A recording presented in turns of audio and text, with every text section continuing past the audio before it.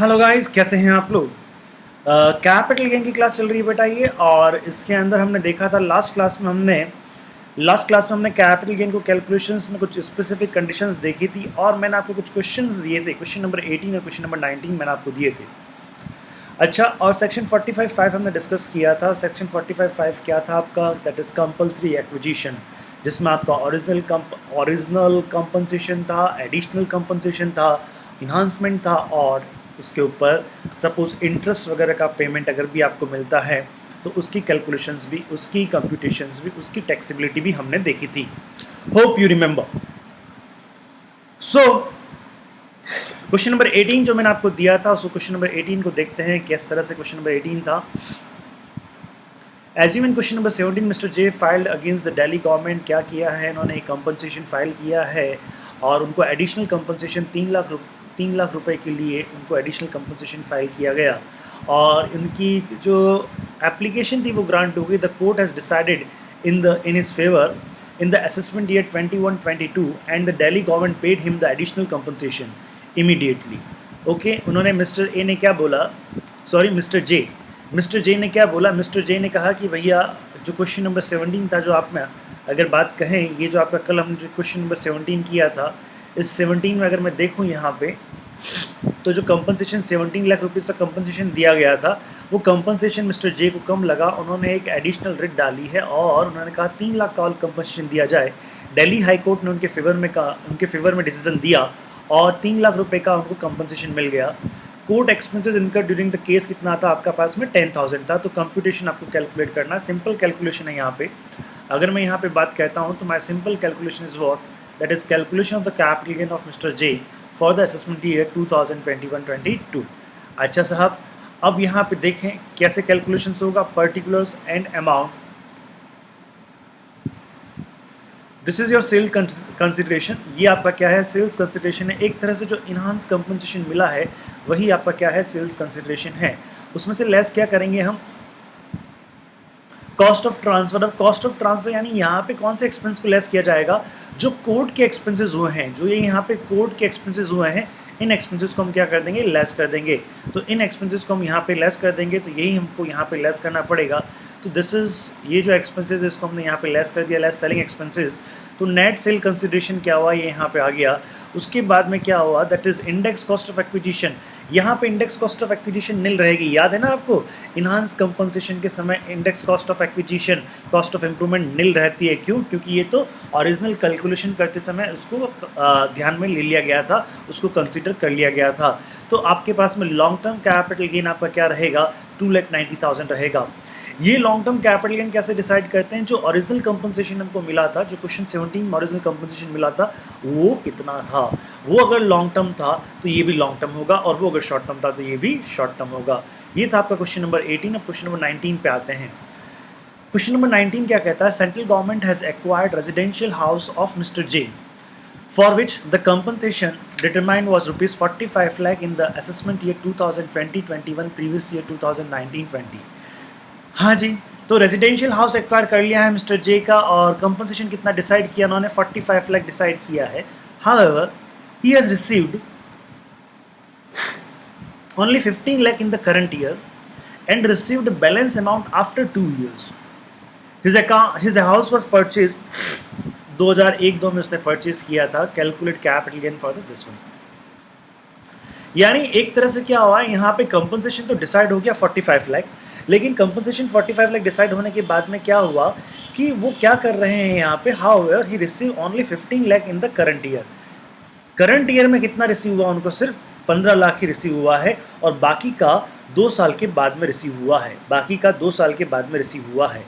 अब इसका मतलब पार्ट कंपनसेशन ही हमको रिसीव हुआ है, पार्ट कंपनसेशन ही हमको रिसीव हुआ है।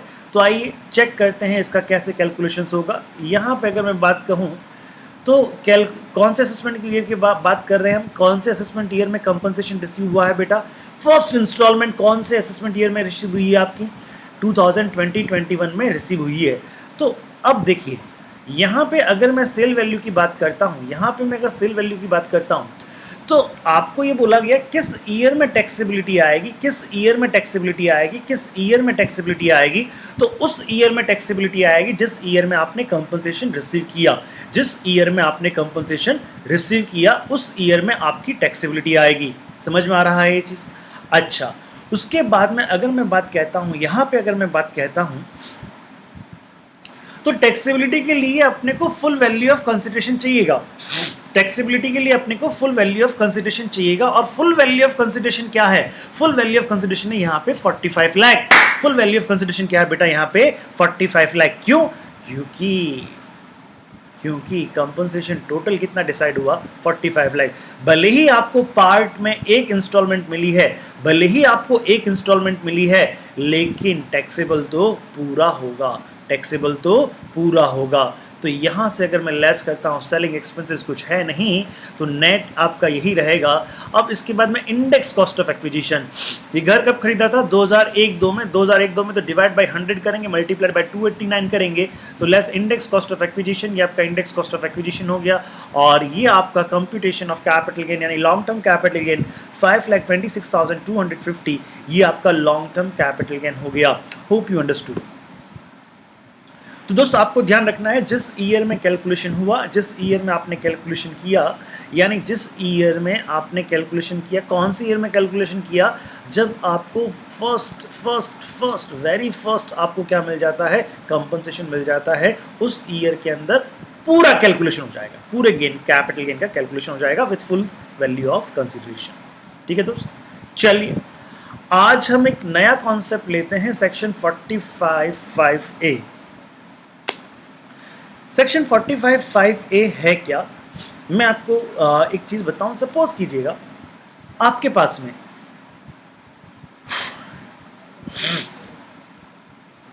में क्या है? एक लैंड पड़ा है, एक बड़ा प्लॉट ऑफ लैंड आपके पास में पड़ा है। अगर मैं कहता हूं सपोज यहाँ पे अगर मैं बात कहता हूं, ये है यहाँ पे मिस्टर ए की बात कहें या हम में से ही कोई मिस्टर बन जाते हैं। हाँ जी, यहाँ पे मैं बात कहता हूँ, ये है मिस्टर मोहित। मिस्टर मोहित के पास में एक बड़ा सा लैंड पड़ा है साहब। मिस्टर मोहित के पास में एक बहुत बड़ी लैंड पड़ी है। ठीक है, अब ये जो लैंड है मिस्टर मोहित के पास में, मिस्टर मोहित सोच रहे हैं यार क्या करें क्या करें। तो अब यहाँ पे मिस्टर मोहित को क्या मिलता है? AB बिल्डकॉन नाम की कंपनी है, AB बिल्डकॉन प्राइवेट लिमिटेड। ये mister AB Buildcon private limited क्या है? डेवलपर है। क्या है ये? रियल एस्टेट डेवलपर है। ये है डेवलपर। तो अब यहाँ पे क्या हो रहा है? ये है डेवलपर। तो ये AB बिल्डकॉन प्राइवेट लिमिटेड क्या करते हैं? मिस्टर ए से कांटेक्ट करते हैं और मिस्टर ए को बोलते हैं कि आपके पास में ये जो लैंड पड़ी है, आप ये लैंड हमको दे दीजिएगा। हम इस लैंड का क्या करेंगे? हम इस लैंड पे कंस्ट्रक्शन करेंगे और इस लैंड को कंस्ट्रक्शन करने के बाद में हम इस लैंड पे हम फ्लैट बना देंगे और इसको हम डेवलप कर लेंगे। मेरी बात समझ में आ रही है? मेरी बात समझ में आया आपको? हाँ जी। तो अगर आपको समझ में आया हो तो यहाँ पे ये कंस्ट्रक्शन, ये सारा कंस्ट्रक्शन किसके द्वारा किया जाएगा? ये सारा का सारा कंस्ट्रक्शन किसके द्वारा किया जाएगा? AB बिल्डकॉन प्राइवेट लिमिटेड के द्वारा किया जाएगा। देखिए, पहले ये खाली लैंड है और उसके बाद में कंस्ट्रक्शन होने के बाद में, प्रोजेक्ट डेवलप होने के बाद में, यहाँ पे ये प्रोजेक्ट डेवलप हो गया। ये प्रोजेक्ट आपका क्या हो गया? डेवलप हो गया। प्रोजेक्ट डेवलप होने के बाद में,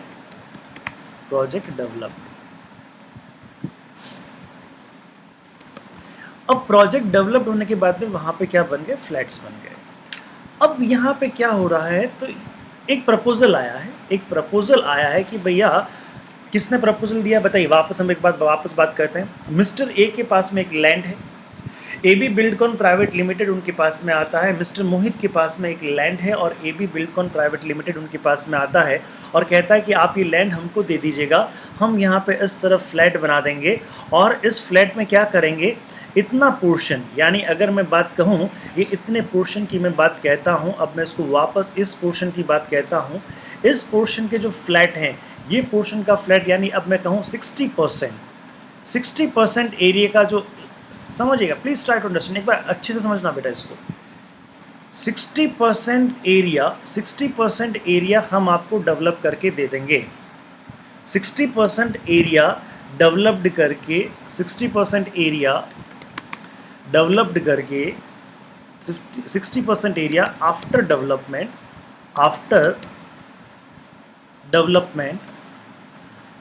एक कहाँ चला गया, पी हाँ, after development given back to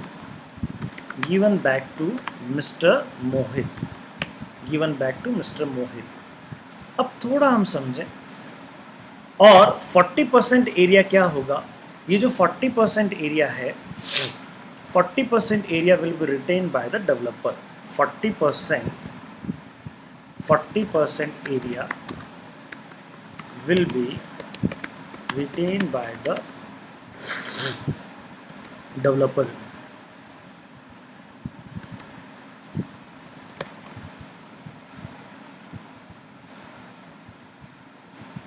हाँ जी, समझ में आया आपको ये चीज़? ये आपका लैंड है, यानी कि ये लैंड है, और इस लैंड को फिर वो लोग क्या करेंगे पता है? इस लैंड में वो क्या करेंगे आपको साहब मैं बता दूं, इस लैंड में वो क्या करेंगे, एरिया डेवलप करेंगे, प्रोजेक्ट बनाएंगे, फ्लैट्स बनाएंगे, और 60% एरिया डेवलप करने के बाद में वापस किसको दे दिया जाएगा? मिस्टर मोहित को दे दिया जाएगा, और 40% एरिया डेवलपर अपने पास में रखेगा।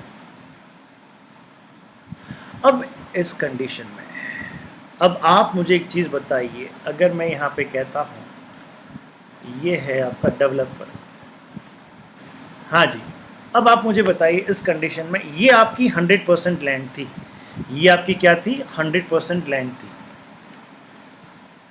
और मिस्टर मोहित और प्रोजेक्ट डेवलपर के पास, मिस्टर मोहित और प्रोजेक्ट डेवलपर जो भी थे आपके AB बिल्डकॉन प्राइवेट लिमिटेड, उनके बीच में क्या हुआ? उनके बीच में एक करार हुआ, एक कॉन्ट्रैक्ट हुआ, और ये जो कॉन्ट्रैक्ट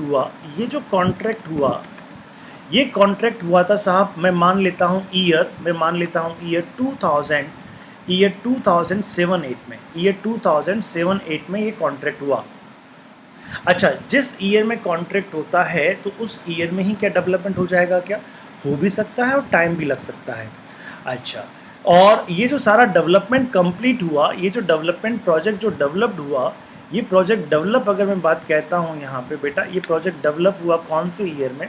प्रोजेक्ट डेवलप हो गया, मैं मान लेता हूँ 2015-16 में प्रोजेक्ट डेवलप होके तैयार हो गया। 2015-16 में प्रोजेक्ट डेवलप होके तैयार हो गया। समझ में आ गया चीज़? किसी को कोई डाउट हो तो बताओ साहब इसमें। ये कॉन्ट्रैक्ट कब हुआ? ये कॉन्ट्रैक्ट हुआ आपका, कॉन्ट्रैक्ट कौन से ईयर में हुआ? कॉन्ट्रैक्ट हुआ आपका 2007-8 में, और ये प्रोजेक्ट कंप्लीट कब हुआ आपका? प्रोजेक्ट कंप्लीट हुआ बेटा आपका कब? 2015-16 में। अब देखिए, तो जब ये कॉन्ट्रैक्ट हुआ होगा यहाँ पे, ये जब कॉन्ट्रैक्ट हुआ होगा तो यहाँ पे क्या किया होगा? मिस्टर मोहित और AB बिल्डकॉन प्राइवेट लिमिटेड, अगर मैं बात कहता हूँ मिस्टर मोहित और AB प्राइवेट बिल्डकॉन लिमिटेड, इनके बीच में एक कॉन्ट्रैक्ट हुआ होगा, और मिस्टर मोहित ने क्या किया होगा? मिस्टर मोहित ने ये जो लैंड है उनके पास में, इस लैंड का पोजीशन किसको दिया होगा? AB बिल्डकॉन प्राइवेट लिमिटेड को दिया होगा। तो यहाँ पे एक तो बात क्या हुई होगी, इस ईयर 2007-8 में क्या हुआ होगा? Right to use the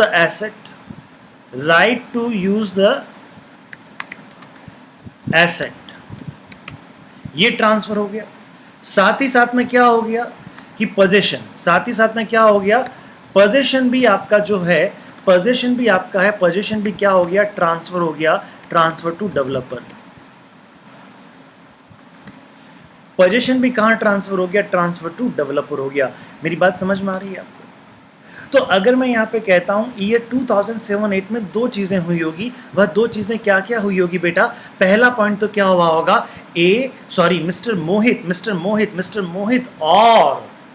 mister मोहित और किसके बीच में? मिस्टर मोहित और डेवलपर के बीच में एग्रीमेंट हुआ, जिसमें मिस्टर मोहित ने क्या कहा? मिस्टर मोहित ने अपना लैंड का हैंडओवर किसको कर दिया? उस बिल्डकॉन प्राइवेट लिमिटेड को कर दिया, और साथ ही साथ में एक पोजीशन भी दे दिया।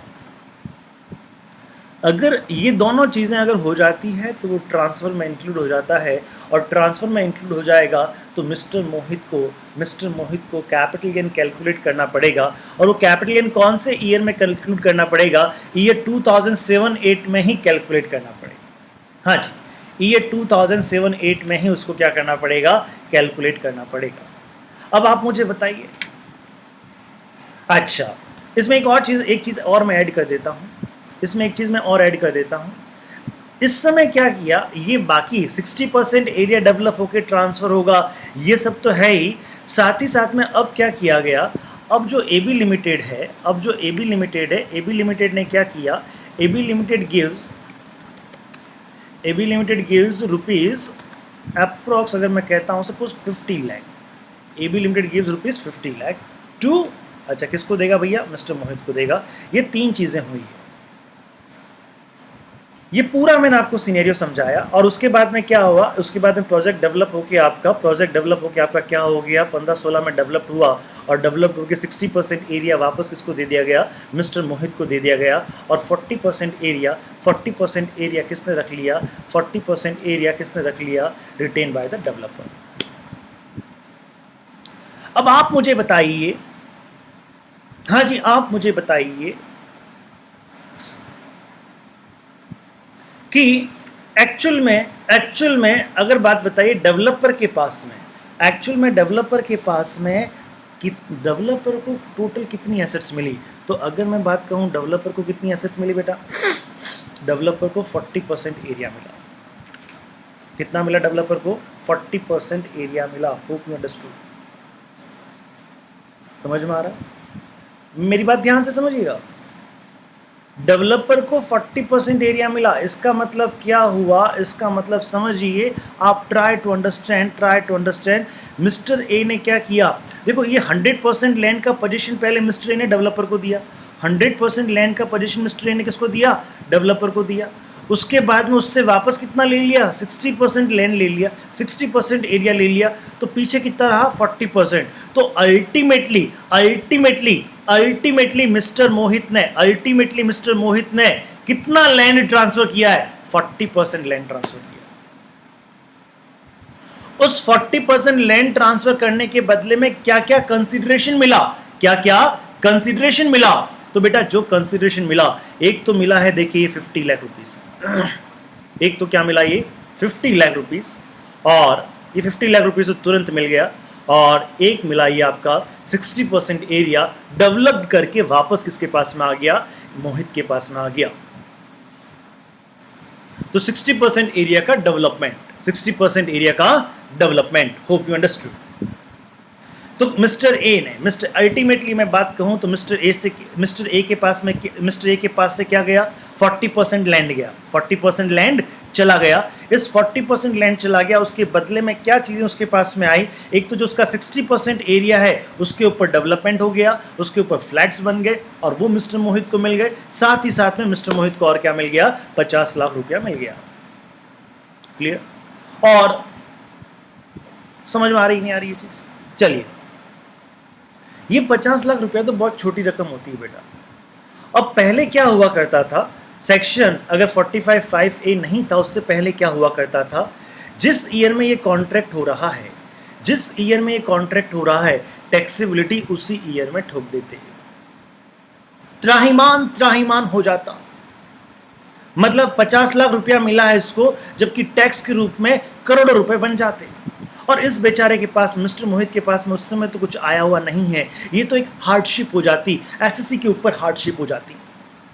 इससे बचाने के लिए एक सेक्शन 45(5)(a) को इन्वोक किया गया और बोला गया नहीं साहब, जिस ईयर में कॉन्ट्रैक्ट होता है, जिस ईयर में ये राइट टू यूज का कॉन्ट्रैक्ट हो रहा है और सिर्फ पोजीशन ट्रांसफर हो रहा है, लीगल टाइटल ट्रांसफर नहीं हो रहा, इस लैंड का लीगल टाइटल अभी भी किसके पास में है? मिस्टर मोहित के पास में है। मिस्टर मोहित ने तो एबी बिल्डकॉन प्राइवेट लिमिटेड के साथ में एक जॉइंट डेवलपमेंट एग्रीमेंट किया है, और ये जो डेवलपमेंट हो रहा है, ये जॉइंटली डेवलपमेंट हो रहा है। इसमें लैंड किसका है? मिस्टर मोहित का है और मिस्टर मोहित का है, और डेवलपमेंट का जो भी कंस्ट्रक्शन है वह किसका है, बिल्डकॉन प्राइवेट लिमिटेड का है। तो इस प्रोसेस को इस तरह के कॉन्ट्रैक्ट को कहते हैं जॉइंट डेवलपमेंट एग्रीमेंट। तो ये जो जॉइंट डेवलपमेंट एग्रीमेंट है, तो इसमें एक्चुअली क्या होता है, एक्चुअल में जो कंसिडरेशन कब मिलता है, जब ये पोजीशंस मिल जाएगा ना, 60% फ्लैट्स बन जाएगा ना, और पोजीशन मिल जाएगा ना, उस समय मिस्टर मोहित को फायदा हो रहा है। देखिए मेरा बार बार मिस्टर ए आ रहा है, मिस्टर ए मतलब मिस्टर मोहित ही समझ लेना, ठीक है। हाँ जी, क्लियर बॉस, ओके। तो ऐसी कंडीशन में क्या हुआ, उसने बोला साहब पहली बात कि ईयर, जिस ईयर में राइट ट्रांसफर हो रहा है उस ईयर के अंदर टैक्सेबिलिटी नहीं आएगी, उस ईयर के अंदर टैक्सेबिलिटी नहीं आएगी। टैक्सेबिलिटी कौन से ईयर में आएगी, जिस ईयर में किन साहब को, मोहित जी को जिस ईयर में ये एरिया मिल रहा है। और ये एरिया मिल रहा है, इसका मतलब क्या हो गया, इसके अंदर मैं आपको बता दूं, जब भी कोई रियल एस्टेट के फ्लैट वगैरह बन जाते हैं तो हमको क्या होता है, उन रियल एस्टेट कंपनीज को क्या होता है, कॉम्पिटेंट अथॉरिटी, जो भी वहाँ का नगर निगम, लोकल निगम होता है, उन कॉम्पिटेंट अथॉरिटी को क्या करवाना पड़ता है, एक बार इंस्पेक्शन करवाना पड़ता है और उनसे कंप्लीशन सर्टिफिकेट लेना पड़ता है। वो अथॉरिटी के लोग आते हैं, पूरी बिल्डिंग चेक करते हैं, सारे उनके जो स्टैंडर्ड्स होते हैं उसको मेज़र करते हैं, चेक करते हैं, और सब कुछ ठीक ठाक होता है तो वो कंप्लीशन सर्टिफिकेट दे देते हैं डेवलपर को कि जाइए आपकी ये बिल्डिंग कंप्लीट है, आप इसको अब सेल आउट कर सकते हैं और इसके अंदर इसका पोजीशन आप लोगों को दे सकते हैं। तो जिस ईयर में ये कंप्लीशन सर्टिफिकेट आता है, मान लेते हैं ये प्रोजेक्ट डेवलप्ड हो गया था 15-16 में और कंप्लीशन सर्टिफिकेट भी 15-16 में आ गया था, तो 15-16 में जिस ईयर में ये कंप्लीशन सर्टिफिकेट कॉम्पिटेंट अथॉरिटी से मिलता है रियल एस्टेट डेवलपर को, उस ईयर के अंदर मिस्टर मोहित को क्या देना पड़ेगा, टैक्स देना पड़ेगा। तो टैक्सेबिलिटी कौन से ईयर में आती है, इन the year in which competent authority give the completion certificate for the project. Competent authority issue the completion certificate for the project. Hope you understood? Yes. तो ऐसी कंडीशन में ये बात समझ में आ गई आपको, चलिए साहब सही बात है बेटा, एनी डाउट इन दिस। अब देखिए, अब यहाँ पे अब जब ऐसी बातें होती है तो हमारे लिए तो साहब ये क्या बात आती है, हमारे लिए तो साहब कैपिटल गेन की कैलकुलेशन करना है। इसका मतलब क्या है, ये सारी बातें देखना। ईयर ऑफ एक्विजिशन तो एज यूजुअल जो अर्लियर ईयर ऑफ एक्विजिशन था आपका, यानी इसका ईयर ऑफ एक्विजिशन जो भी आपका इसका ईयर ऑफ एक्विजिशन था वो ईयर ऑफ एक्विजिशन आ जाएगा। हाँ जी, समझ में आ रहा है,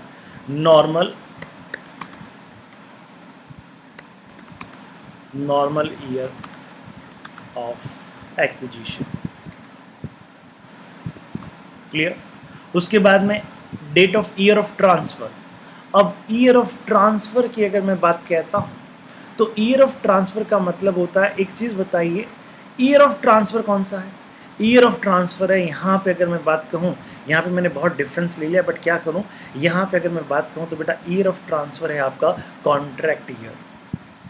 यस, ईयर ऑफ ट्रांसफर कौन सा है, कॉन्ट्रैक्ट ईयर है। ध्यान रहे, जिस ईयर में एग्रीमेंट ईयर है, जिस ईयर में उनका एग्रीमेंट हो रहा है, और एग्रीमेंट प्लस जिस ईयर में क्या होता है, एग्रीमेंट होता है और आपका लैंड का पोजीशन ट्रांसफर हो रहा है, तो यहाँ पे ईयर ऑफ ट्रांसफर मैं लिख देता हूँ ईयर ऑफ एग्रीमेंट, ये मैं लिख देता हूँ यहाँ पे। ईयर ऑफ इम्प्रूवमेंट, अगर उस लैंड से पहले कुछ खर्चा किया हुआ है तो नॉर्मल ईयर ऑफ इम्प्रूवमेंट है, इसमें कोई भी दिक्कत नहीं है। Normal year of improvement, that is normal year of improvement. Full value of consideration. अब ध्यान रहे यहाँ पे, अगर ईयर ऑफ ट्रांसफर तो कौन सा है, ईयर ऑफ एग्रीमेंट है। ईयर ऑफ ट्रांसफर तो कौन सा, ईयर ऑफ एग्रीमेंट है। और टैक्सेबिलिटी ईयर कौन सा आता है, टैक्सेबिलिटी ईयर आता है year in which completion certificate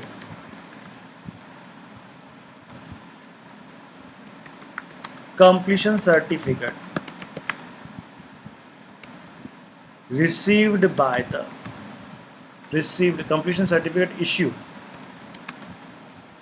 हाँ जी, कंप्लीशन सर्टिफिकेट इश्यू करता है। इश्यू कौन करता है जी? Completion certificate issued by the authority.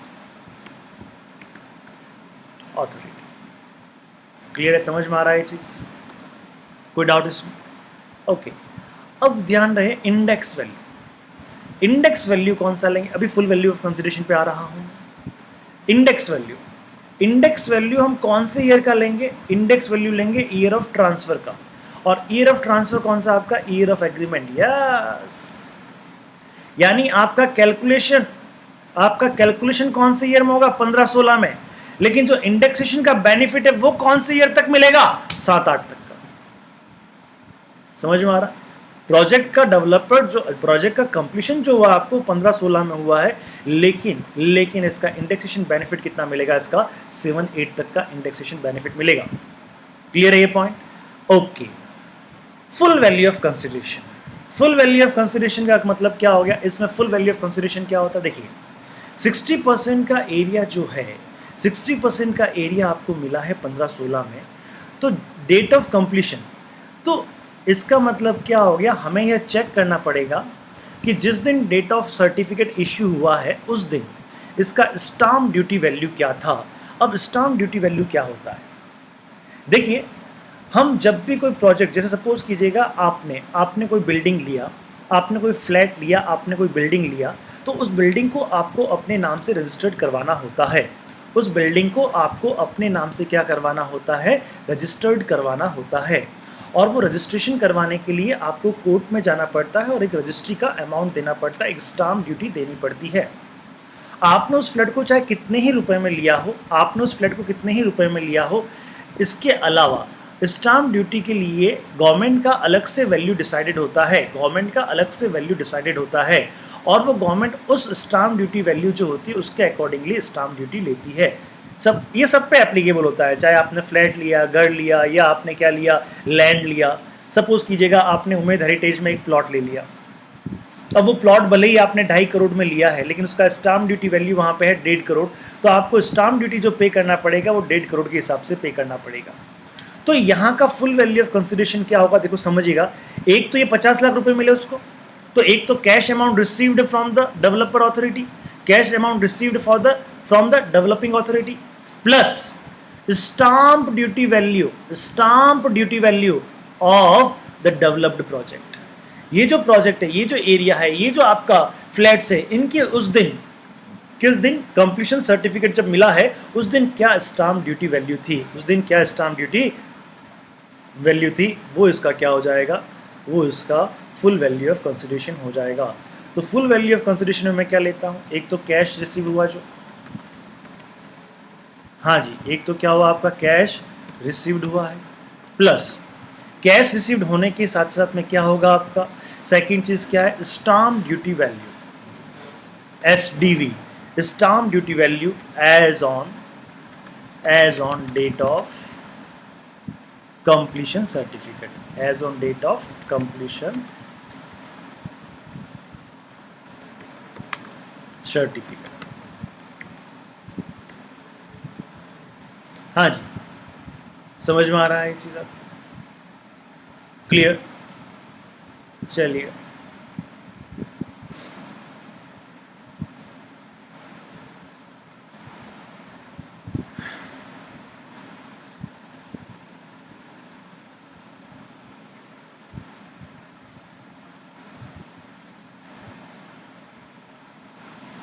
कोई डाउट इसमें साहब? क्लियर है यहाँ पे? चलिए, उसके बाद में कॉस्ट ऑफ ट्रांसफर तो कुछ मेरे हिसाब से कुछ लगता नहीं। कॉस्ट ऑफ एक्विजिशन, जो नॉर्मल आपका कॉस्ट ऑफ एक्विजिशन होता है वही लगेगा आपका। नॉर्मल ईयर ऑफ एक्विजिशन की जगह मैं यहाँ पे लिख देता हूँ normal cost of acquisition. Cost of improvement, that is आपका नॉर्मल ईयर ऑफ इम्प्रूवमेंट की जगह normal cost of improvement, same चीज़ रह जाएगा आपका, normal cost of improvement. And cost of transfer, generally cost of transfer यहाँ पे निल रहता है। जनरली कॉस्ट ऑफ ट्रांसफर यहाँ पे क्या रहता है बेटा? निल रहता है। Hope you understood. चलिए, एक क्वेश्चन जरूर करेंगे हम इसके ऊपर, एक क्वेश्चन भी ज़रूर करेंगे, और इसका बहुत अच्छा प्यारा एक एग्जांपल दिया हुआ है आपके नोट्स में। आई थिंक नोट्स का पेज नंबर 43 पे आपका ये है और उसी पे दिया गया है। ये देखिएगा, ये सिनेरियो क्या है, ये काम समझ में आ गया। अच्छा, ये सेक्शन एप्लीकेबल कब होता है? ये सेक्शन सिर्फ उसी कंडीशन में एप्लीकेबल होता है in the case of individual और एचयूएफ। यानी यदि जो ट्रांसफ़र, जो लैंड ओनर है, लैंड ओनर कौन है, इंडिविजुअल है या एचयूएफ है, तो ये सेक्शन एप्लीकेबल होता है, नहीं तो ये सेक्शन एप्लीकेबल नहीं होता है। देखिए क्या कहता है ये, इन सच सिनेरियो, जो आपका जॉइंट डेवलपमेंट एग्रीमेंट है, execution of joint development agreement between owner of immovable property and the developer, ठीक है, triggers the capital gain tax liability in the hands of the owner in the year in which the agreement is executed for developing the project। समझ में आ रही बात? क्या कहा कि generally क्या होता है कि इसके अंदर क्या होता है कि जो टैक्स लायबिलिटी होती है, कैपिटल गेन टैक्स लायबिलिटी होती है, वो ट्रिगर कर जाती है इसी ईयर में, जिस ईयर में आपका क्या हुआ है, एग्रीमेंट हुआ है। जिस ईयर में आपका क्या हुआ बेटा, एग्रीमेंट हुआ है। समझ में आ रहा है चीज़? अब ये जिस ईयर में आपका एग्रीमेंट हुआ उसी ईयर में आपका क्या मिल जाता है,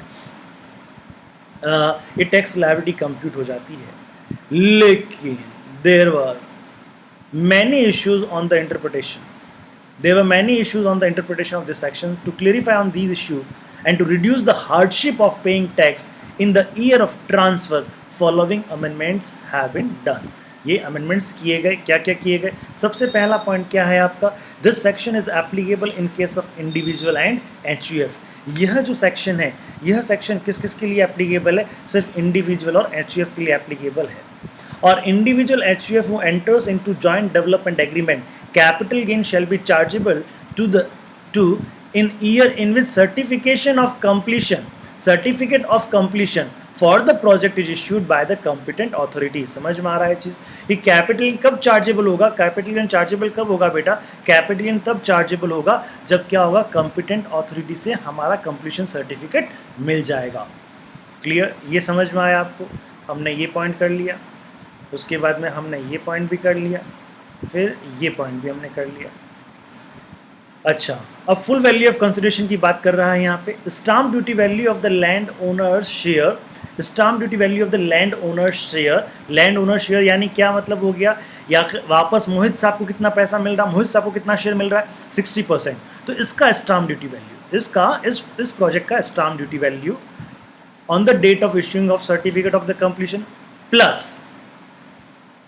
plus any monetary consideration received if any be full value of consideration. यानी जो स्टाम्प ड्यूटी वैल्यू है, जो पोर्शन वापस मिल गया किसको, डेवलप्ड होने के बाद में लैंड ओनर को, उसका स्टाम्प ड्यूटी वैल्यू प्लस जो कुछ कैश अगर उसको मिला है, ये दोनों मिलकर क्या होता है, फुल वैल्यू ऑफ कंसिडरेशन होता है। हाँ जी, ये जो लास्ट पॉइंट क्या कहता है देखिएगा, ये लास्ट पॉइंट को भी हम पढ़ते हैं। Assessee who transfer the asset before the issue of the completion certificate are excluded from this section, and the capital gain shall be deemed to be the income of the previous year in which such transfer took place, and the provision of the act other than the provision of this subsection shall apply for the determination of the full value of consideration received or accruing as a result of such transfer। क्या बोलता है ये? दो conditions हो सकती है इसके अंदर, दो चीज़ें मैं आपको बताऊंगा इसके अंदर। सपोज कीजिएगा, अब क्या हुआ कि यहाँ पे ये हमने एग्जांपल लिया था, इस एग्जांपल में क्या हुआ कि 2007-8 या 2007-8 के अंदर क्या हुआ, ये प्रोजेक्ट ये एक एग्रीमेंट एग्जीक्यूट हुआ था। अब इसमें क्या 10-11 ये 10-11 आया, 10-11 में मोहित बोलता है यार एक भाई साहब यार मेरे को ये सब नहीं जमेला चाहिए, मेरे को ये सब जमेला नहीं चाहिए, तुम 60% एरिया मुझे वापस डेवलप करके दोगे, मैं इसको सेल करूँगा, नहीं करूँगा, ना ना ना ना, मुझसे ये नहीं होता। तुम तो मुझे क्या करो, मैं तुमको ये लैंड की ओनरशिप ट्रांसफ़र कर देता हूँ 10-11 में। ईयर 10-11 में क्या हुआ, जो एक ईयर आया 10-11, ईयर आया कौन सा आया भैया अपना 10-11 में क्या बोला मोहित साहब ने कि भैया जी ये लैंड पूरा तुम ले लो और इसके बदले में एक लमसम अमाउंट दे दो, और सपोज़ कीजिएगा 200 लाख में यानी 2 करोड़ में ये लैंड उसको ट्रांसफ़र करना स्वीकार किया गया। तो उसने क्या किया, 10-11 में जो AB बिल्डकॉन प्राइवेट लिमिटेड है, AB बिल्डकॉन प्राइवेट लिमिटेड है, उसने क्या किया बेटा, उसने 2 करोड़ रुपया किसको दे दिया, मिस्टर मोहित को दे दिया, और मिस्टर मोहित ने लैंड उसका नाम से ट्रांसफर कर दिया, पोजीशन ट्रांसफर कर दिया, पोजीशन तो पहले ही ट्रांसफर कर दिया, ओनरशिप भी ट्रांसफर कर दिया। तो फिर ऐसी कंडीशन में क्या हो जाएगा, जो टैक्सेबिलिटी है वो आपकी 10-11 में ही आ जाएगी, क्योंकि आपकी एसेट्स कंप्लीशन सर्टिफिकेट होने से पहले ही ट्रांसफर हो गई है, आपकी एसेट्स कंप्लीशन सर्टिफिकेट मिलने से पहले ही एक दूसरे को ट्रांसफर हो गई है। इसका दूसरा पॉइंट, ये आपका एरिया ये बन के रेडी हो गया है, ये सब बन के रेडी हो गया है। अब कभी कभी क्या होता है, कंप्लीशन सर्टिफिकेट मिलने में टाइम लगता है, तो कंप्लीशन सर्टिफिकेट मिलने से पहले ही ये 60% एरिया किसको ट्रांसफर कर दिया गया, मिस्टर मोहित को ट्रांसफर कर दिया गया। तो ऐसी कंडीशन में भी क्या होगा, ऐसी कंडीशन में भी जिस ईयर में ये सपोज कीजिएगा 19-20 में ट्रांसफर किया और 20-21 में कंप्लीशन सर्टिफिकेट आया, तो आपने 19-20 में ही ट्रांसफर कर दिया, तो ये टैक्सेबिलिटी किस में आ जाएगी, आपकी 19-20 के अंदर ही टैक्सेबिलिटी आ जाएगी। ये पॉइंट समझ में आया आप? चल, अब हम एक बात करते हैं, इस पे एक इलस्ट्रेशन लेते हैं, एक कुछ ये नोट्स का ही एक इलस्ट्रेशन है, आइए एक इलस्ट्रेशन लेते हैं। ये सेक्शन 5A है बेटा, 54 नहीं है, गलती से यहाँ पे प्रिंट हो गया है। चलिए अपन अब इस इलस्ट्रेशन को पढ़ेंगे।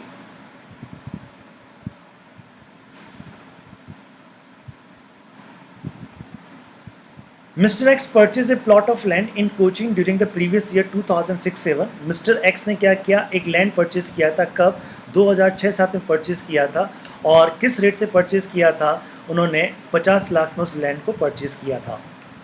He entered into a specific agreement with A Limited, a developer, on 20th April 2015. Agreement कब हो रहा है, 20 अप्रैल 2015 को हो रहा है। तो कौन से ईयर में एग्रीमेंट हो रहा है, 15-16 में एग्रीमेंट हो रहा है। Allowing A limited the right, allowing, इसमें क्या किया गया, एग्रीमेंट हुआ, तो देखिएगा, allowing A limited the right to develop a project on such vacant land, both the parties have agreed that ownership of 60% of the constructed area, ownership of the 60% of the constructed area would belong to Mr. X, and 40% of the constructed area would be retained by A Limited for the future sale of the various buyer, future sale to the various buyer. Upon the signing of this agreement, A Limited handed over the cash payment of ₹10 lakh to Mr. X immediately. समझ में आया ये चीज़ आपको? वही जो मैंने आपको example लिया वही ये यहाँ पे है कि यहाँ पे मिस्टर एक्स ने क्या किया, मिस्टर एक्स ने अपनी एक लैंड दे दी, किसको दे दी, ए लिमिटेड को दे दी।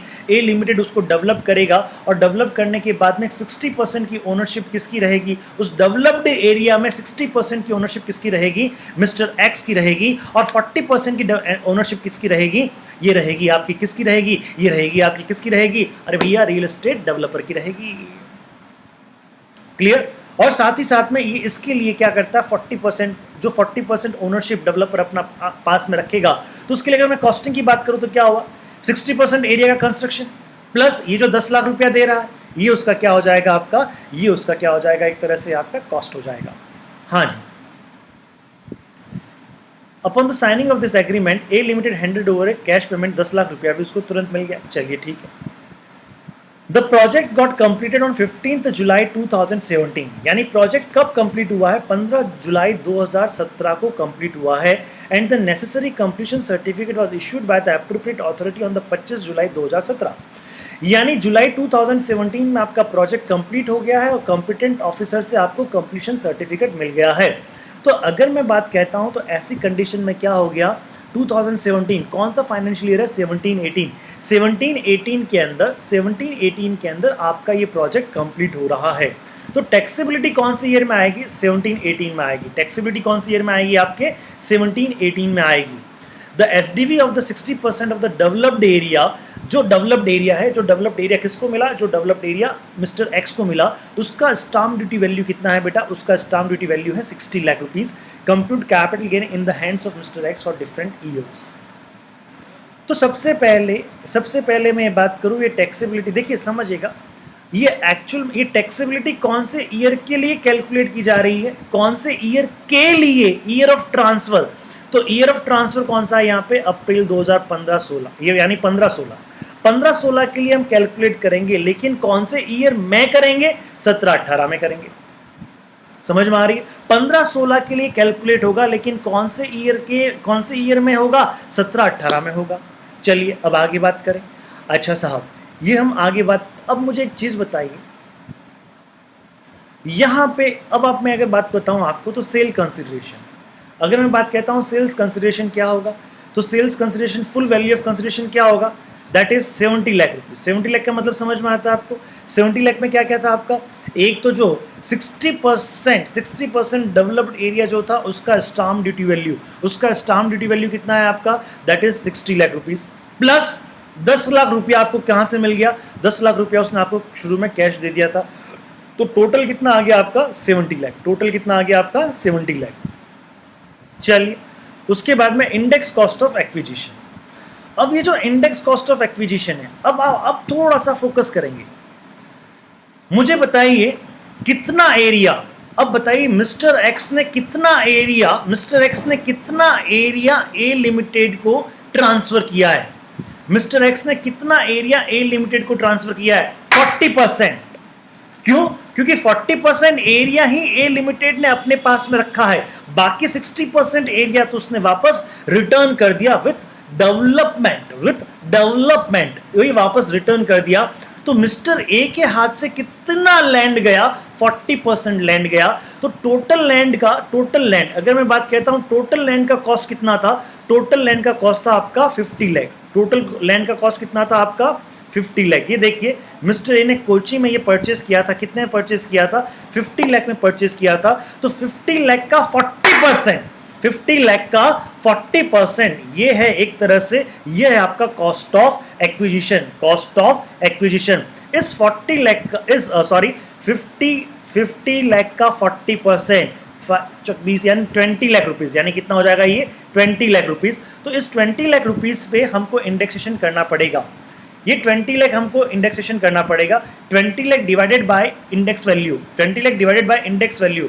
अब इंडेक्स वैल्यू कौन सी ईयर की, तो जिस ईयर में उन्होंने परचेस किया, कौन सी ईयर में इन्होंने परचेस किया, तो बेटा जी इन्होंने परचेस किया है 2006-07 में। तो 2006-07 की जो इंडेक्स वैल्यू होती है वो डिवाइडेड बाय 2006-07 की इंडेक्स वैल्यू। अच्छा, multiplied by index value of year of transfer. और ईयर ऑफ ट्रांसफर कौन सा माना जा रहा है, 15-16। ईयर ऑफ ट्रांसफर कौन सा माना जा रहा है, 15-16। तो यहां पे जो मल्टीप्लाई करेंगे हम, जो इंडेक्स वैल्यू का मल्टीप्लीकेशन करेंगे, वह इंडेक्स वैल्यू का मल्टीप्लीकेशन कौन से ईयर का करेंगे, दैट इज 2015-16 का करेंगे, 2015-16 का करेंगे। Hope you understood. तो ये जो 20 लाख रुपीज है, ये 20 लाख डिवाइडेड बाय 122, ये कौन से ईयर का है आपका, ईयर ऑफ एक्विजिशन का, यानी 6-7 का, multiplied by index value of 2015-16 कौन से ईयर का, ईयर ऑफ ट्रांसफर का। ये करने के बाद ये चीज़ आ गया, और ये आ गया आपका लॉन्ग टर्म कैपिटल गेन। और ये लॉन्ग टर्म कैपिटल गेन कौन से ईयर में इनकम माना जाएगा, ये माना जाएगा आपका 17-18 में इनकम माना जाएगा। क्लियर? इस क्वेश्चन को एक बार वापस पढ़ना। ये जो आपकी इलस्ट्रेशन दिया हुआ है बेटा, ये illustration I think page number 44 पे दिया हुआ है, ये आपका इलस्ट्रेशन ऑन पेज नंबर 44। इसको, इस क्लास को एक बार वापस देखना अच्छे से, इसको अच्छे से वापस पढ़ना और कॉन्सेप्चुअली इसको समझना। ठीक है साहब? चलिए आज की कैपिटल गेन क्लास में इतना ही। ये क्वेश्चन करके भेजना है आपको, ये क्वेश्चन आपको इलस्ट्रेशन है पर ये क्वेश्चन करके भेजना है आपको। ठीक है, ओके जी। अच्छा, उसके बाद में क्या करना है आपको, उसके बाद में देखिए एक क्वेश्चन नंबर ये 20 भी दिया हुआ है, ये क्वेश्चन नंबर 20 दिया हुआ है, ये आप ट्राई करना। ठीक है, ये आप ट्राई करना। इसमें मुझे आप है ना सिर्फ एक चीज़ निकाल के बताना, फुल वैल्यू ऑफ कंसिडरेशन। इसमें आपको सिर्फ क्या निकालना है, that is full value of consideration, that ये आपको निकालना है। ओके, सिर्फ इतना निकाल के दे देना मेरे को। ठीक है जी, चलिए, thank you and take care.